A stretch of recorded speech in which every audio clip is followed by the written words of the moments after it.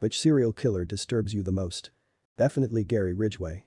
Gary Leon Ridgway, born February 18, 1949, is an American serial killer known as the Green River Killer. He was initially convicted of 48 separate murders and later confessed to nearly twice that number. As part of his plea bargain, an additional conviction was added, bringing the total number of convictions to 49, making him the most prolific American serial killer in history according to confirmed murders. He murdered numerous women and girls in Washington state during the 1980s and 1990s. Most of his victims were alleged to be prostitutes and other women in vulnerable situations, including underage runaways. The press gave him his nickname after the first 5 victims were found in the Green River before his identity was known. He strangled the women, usually by hand, but sometimes using ligatures.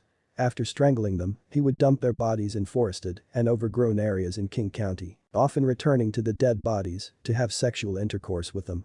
What is the most disturbing true crime story you know? This one never gets mentioned in these threads.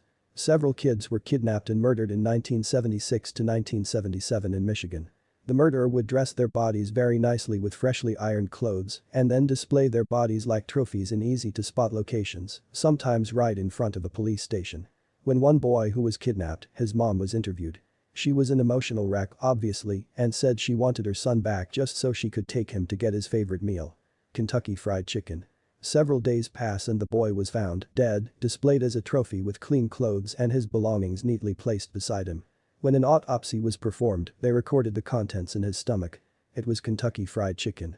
The killer has never been identified or caught. Karl Panzram. Nomad serial killer who committed his crimes in multiple countries including the United States. Karl Panzram was one of America's most ferocious, unrepentant serial killers. Embittered by years of torture, beatings and sexual abuse both in and out of prison, Panzram evolved into a man who was meanness personified. He hated everyone, including himself. I was so full of hate that there was no room in me for such feelings as love, pity, kindness or honor or decency, he said. My only regret is that I wasn't born dead or not at all. He lived a nomadic existence, committing crimes in Europe, Scotland, the United States, South America, and once killed 6 men in a day in Africa and fed their bodies to hungry crocodiles. In 1920, at the age of 29, Panzram committed his first murder, killing some sailors in New York he lured away from a bar, shooting them and dumping their remains into a river. Panzram also shot a man dead for trying to rob him. He later raped and killed 2 small boys, beating one to death with a rock and strangling the other with a belt. Which real-life serial killer frightened, disturbed you the most? Robert Hansen. Champion hunter in Alaska who would kidnap sex workers, fly them into the wilderness, and then hunt them for sport. He was also a baker, hence the media nickname Butcher Baker, who had a wife and 2 kids and was an active member of the community. What is scary about him to me is he was an average Alaskan. No one would think it weird if you went missing several times a year to go fishing and hunting, it's the culture here. He was active for 12 years and killed at least 17 women. Israel Keyes, rapist, serial killer, necrophiliac. He was raised in a militant fundamentalist Christian household, joined the military, then came back to the US and killed at least 11 people all over the country.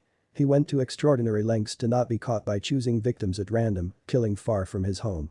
He would hide kill kits and return years later when he was ready to kill someone in that area.